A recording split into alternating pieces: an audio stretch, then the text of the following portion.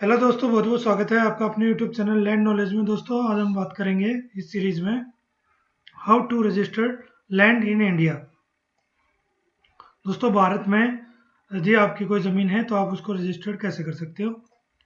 इसमें दोस्तों पूरे भारत में स्टेप बाय स्टेप सारे दे रखे हैं कि भाई किस तरह से आपकी ज़मीन एक्वायर होगी। कोई भी इसमें छिपी हुई बात नहीं होती, कितना आपका स्टाम्प वगैरह लगेगा, ये सब आपको जानकारी जो है वो आपको तहसील ऑफिस से इजीली मिल जाती है।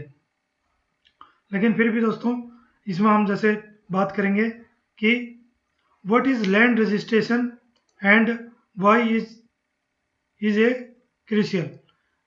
जो लैंड रजिस्ट्रेशन क्या है और ये क्यों ज़रूरी होता है। तो इसमें दोस्तों जो भारत में आप कहीं पर भी कोई भी ज़मीन का टुकड़ा लेते हो तो उसके स्वामित्व के अधिकार का एक दस्तावेज होता है, रिकॉर्ड होता है दोस्तों, जो आधिकारिक प्रक्रिया है जो संपत्ति के मालिक का कानूनी प्रमाण प्रदान करता है, जो विवादों को रोकने, संपत्ति के लेन देन को सुविधाजनक बनाने और भूमि स्वामित्व के पारदर्शिता सुनिश्चित करने के लिए महत्वपूर्ण है, जिससे एक क्षेत्र के भीतर संपत्ति के मूल्य और आर्थिक विकास का महत्व प्रभाव पड़ता है। मूलतः यह एक सार्वजनिक अभिलेख के रूप में कार्य करता है जो यह स्थापित करता है कि भूमि के किसी टुकड़े का कानूनी रूप में मालिक कौन है। इसमें दोस्तों आप समझ गए होंगे कि भूमि पंजीकरण क्या होता है दोस्तों, और ये क्यों जरूरी है।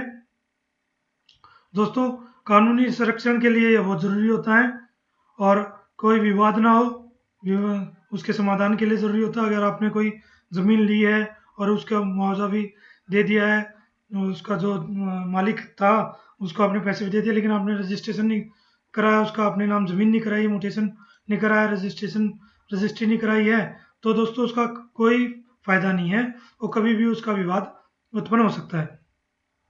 आर्थिक लाभ होता है दोस्तों, सुरक्षित भूमि स्वामित्व अंचल संपत्ति के निवेश को प्रोत्साहित करता है, क्योंकि संभावित खरीदारों को स्वामित्व की वैधता पर भरोसा होता है। सरकारी राजस्व मिलता है दोस्तों, आप जो रजिस्ट्रेशन कराते हो उसमें स्टाम्प ड्यूटी वगैरह जो मिलती है उसमें सरकारी राजस्व का फायदा होता है। और दोस्तों एक पारदर्शिता बनी रहती है। मान लो एक आदमी चार चार बार उसी ज़मीन को बेच दे तो फिर वो पारदर्शिता नहीं रहती। तो ये कारण है दोस्तों, इसलिए हमें ये रजिस्ट्रेशन कराना बहुत ज़रूरी होता है।